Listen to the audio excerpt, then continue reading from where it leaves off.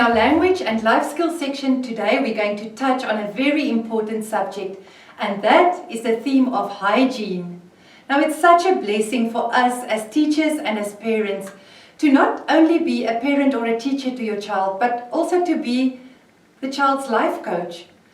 You know what? It's so important to realize we can teach our children everything. We can teach them addition and subtraction, and we can teach them to read, and we can teach them to write. But if we do not teach them about life, we failed them.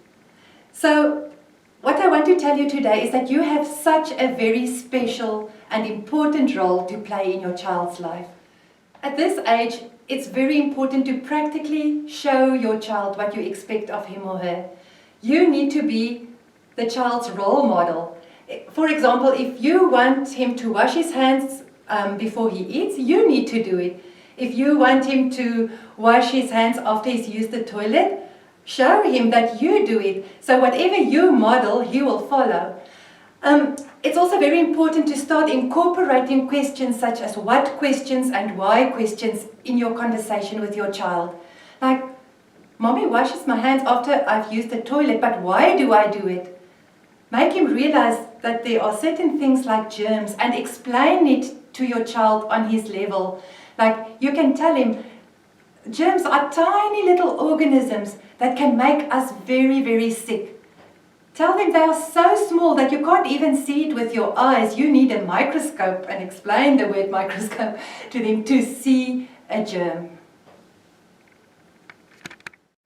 On the theme hygiene, we can also use visual cues. Like what I've done here is I've just taken a basket and I've taken all kinds of theme-related objects from the bathroom. Like in here you can see toothpaste, you can see a toothbrush, you can see a brush, a face cloth, a sponge, a brush.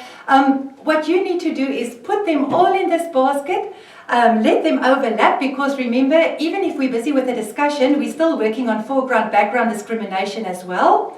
And ask your child, can you see something that I would use to keep my teeth healthy? Then they might say, oh, I can see the toothpaste or the toothbrush. Okay, what I've done here is I've taken pictures from magazines, and you can also easily do that. And that is just to teach your child that there are certain things that germs are afraid of. And that is water and soap.